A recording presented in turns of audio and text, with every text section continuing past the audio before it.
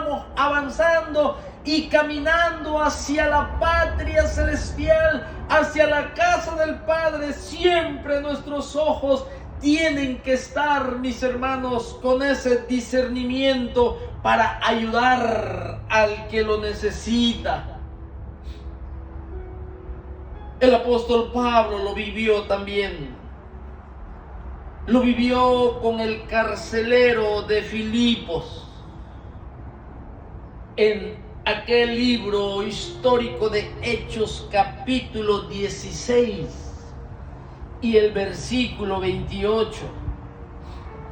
Para Pablo también las vidas de otras personas eran más importantes que su propia vida, que su propia libertad, que su propia comodidad. Pablo lo sabía muy bien esta verdad. Nosotros lo vemos en esa historia, mis hermanos. El apóstol también padeciendo persecución. Su ejemplo más grande del apóstol Pablo era el Señor Jesucristo. Yo no me predico a mí mismo, dice, sino yo me predico a nuestro Señor Jesucristo. Yo no me propuse saber cosa alguna, sino a Jesucristo crucificado. Él aprendió los pasos de su maestro. Él era imitador de Jesucristo y decía claramente: imítenme a mí, así como yo imito a mi Señor Jesucristo. En las enseñanzas más profundas, en el negocio del Señor, mis hermanos, que son las almas perdidas, son aquellos que nacen ciegos espirituales de nacimiento, aquellos que necesitan de salvación, aquellos que viven en cadenas y prisiones de oscuridad, a aquellos que caminan rumbo a eterna perdición. Cuánto necesitamos detenernos en nuestros caminos y predicar el evangelio de Jesucristo, dejar nuestra comodidad, dejar los deseos de la carne, dejar la corriente de este mundo, santificar nuestras vidas, para que el Señor nos use para su honra y para su gloria. Y en nuestro andar y nuestro caminar, ayudar al necesitado a pesar de las persecuciones que vengan. Nunca debemos de abandonar esta enseñanza de nuestro Señor Jesucristo. Pablo lo vivió. Pablo estaba en una cárcel en Filipo en su segundo viaje misionero. Él estaba había sido castigado a varazos en la espalda. Metieron sus pies en el cepo. Estaba encadenado en lo más profundo de ese calabozo. Pablo tenía la mirada hacia aquel que había resucitado de los muertos, caminaba en su presencia, siempre se mantenía en ese lugar santísimo por medio de la fe. Él leía la palabra de Dios y también cantaba, dice, a medianoche himnos. Se llenaba del Espíritu Santo y se preocupaba por las almas perdidas. Porque él, después que había sido ciego primeramente, tanto físicamente y espiritualmente, porque cuando vio la gloria de Dios, físicamente estuvo ciego, pero después se le cayeron aquellas escamas y físicamente miró y espiritualmente también. había sido también trasladado de las tinieblas al reino del amado Hijo de Dios, el Mesías, el Rey que viene. El apóstol estaba en esa cárcel. Y nosotros vemos, mis hermanos, que el Señor Dios Todopoderoso, que no abandona a sus siervos, que caminan en integridad, que caminan en obediencia, que viven por medio de la fe, que tienen como autoridad única este precioso libro, que se purifican a sí mismos y que buscan que nuestro Señor Jesucristo sea honrado y sea glorificado. El Señor comenzó a obrar y comenzó a trabajar en esa cárcel. Y sucedió algo celestial, algo sobrenatural. Vino un gran terremoto y sacudió los cimientos de la cárcel. Hechos capítulo 16, mis hermanos, del versículo 20 en adelante.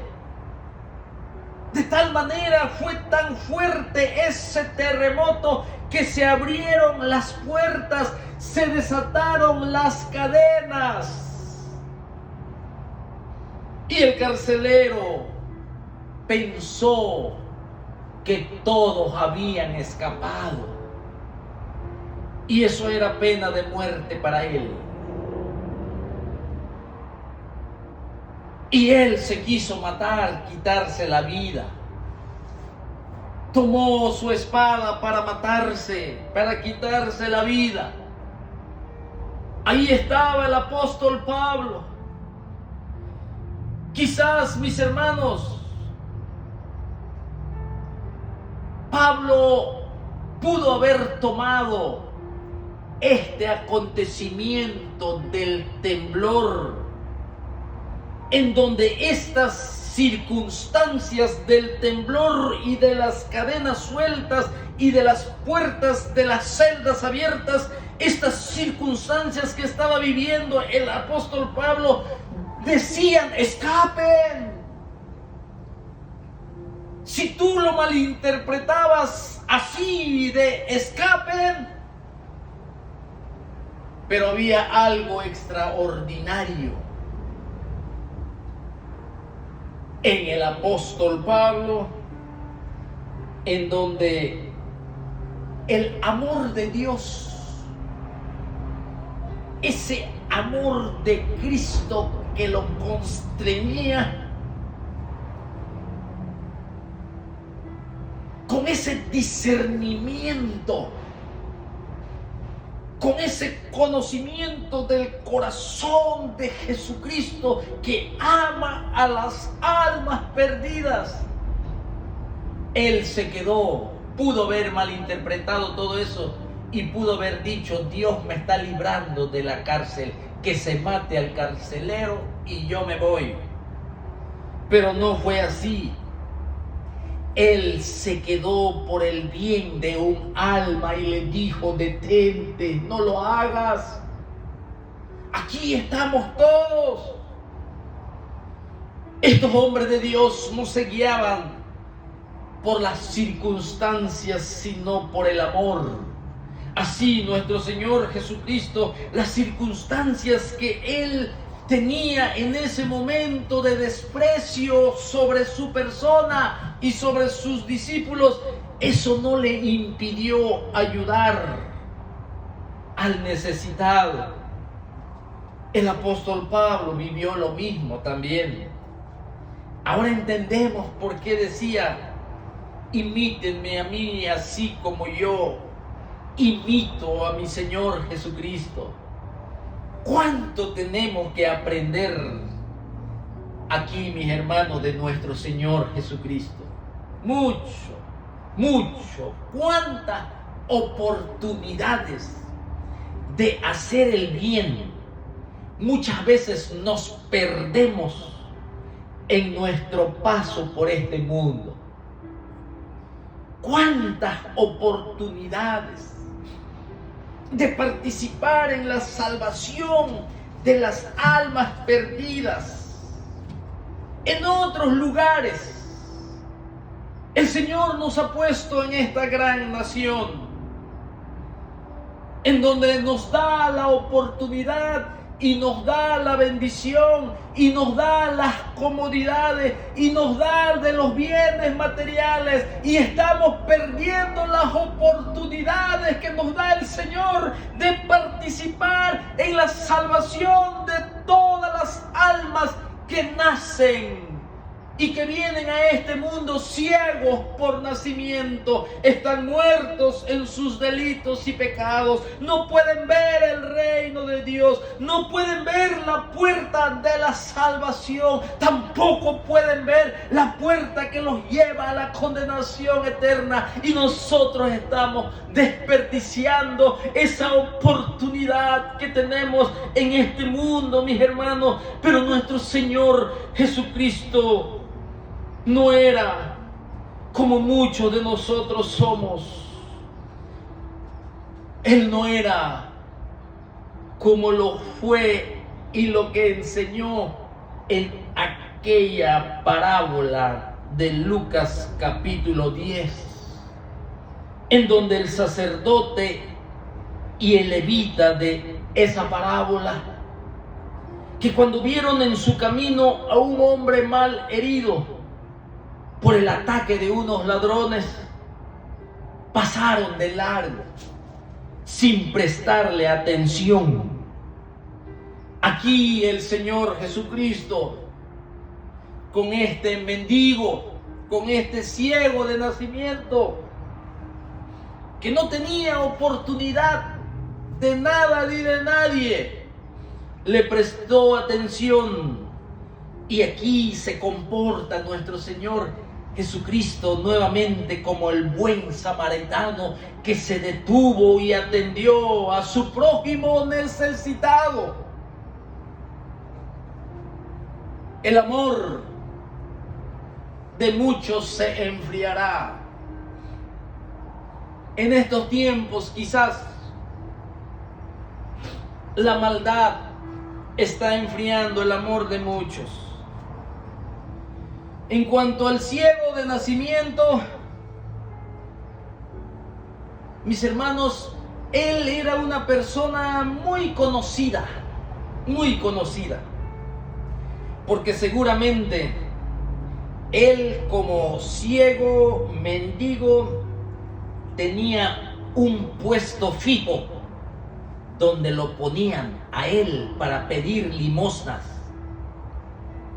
en un lugar muy transitado seguramente, cerca del templo quizás, en donde llamaba constantemente la atención de las personas que pasaban a su lado, en donde él hacía notar su triste condición que inspiraba compasión.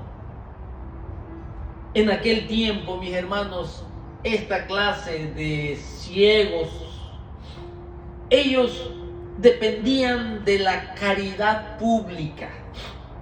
Es como el que vemos también en el libro de Hechos, cuando Pedro y Juan, allí cuando entraron al templo La Hermosa, otro paralítico también, si se acuerdan ustedes. Así aquí, este ciego, mis hermanos, para subsistir tenían que pedir caridad. Y la ley del Señor en el Antiguo Testamento, en el libro de Levíticos y de Deuteronomio, Dios mandaba, en donde especificaba que los ciegos merecían una particular atención y cuidado. Cuando pueda leer Levítico 19:14 y Deuteronomio 27:18, se puede dar usted cuenta cómo el Señor se preocupaba por el ciego, se preocupaba por el sordo, se preocupaba por el huérfano, se preocupaba por las viudas. Así estaba este ciego, pero al fin y al cabo nadie podía hacer más por él, sino que darle unas cuantas monedas y tratarlo quizás con un mayor respeto. Nadie pudo cambiar la triste condición en la cual él había nacido. Asimismo, el hombre que está muerto en sus delitos y pecados, el hombre natural, nacido ciego de nacimiento, desde que nace nace muerto. Nadie lo puede ayudar. Nadie, ningún hombre, ninguna religión, mis hermanos, puede cambiar la triste condición. Solo el Evangelio de Jesucristo. Solo el poder del Espíritu Santo y el poder de la palabra de Dios y el Evangelio que viene siendo la obra de Jesucristo en la cruz, su sangre derramada, su justicia que la imputa al hombre, su resurrección de entre los muertos, es lo único que puede cambiar la triste condición de los que nacen ciegos espiritualmente. Pero tienen que oír la voz del Hijo de Dios. Tienen que creer lo que las Escrituras hablan acerca de Jesucristo. Tienen que reconocer que son responsables por la muerte de Jesucristo. Tienen que reconocer su pecado. Tengo que reconocer mi pecado. Tengo que arrepentirme de todas mis maldades. Tengo que creer lo que la palabra del Señor de Jesucristo me dice. Aquí, este ciego, mis hermanos, tipifica al hombre natural que nace y vive en tinieblas hasta que Cristo ilumina su espíritu.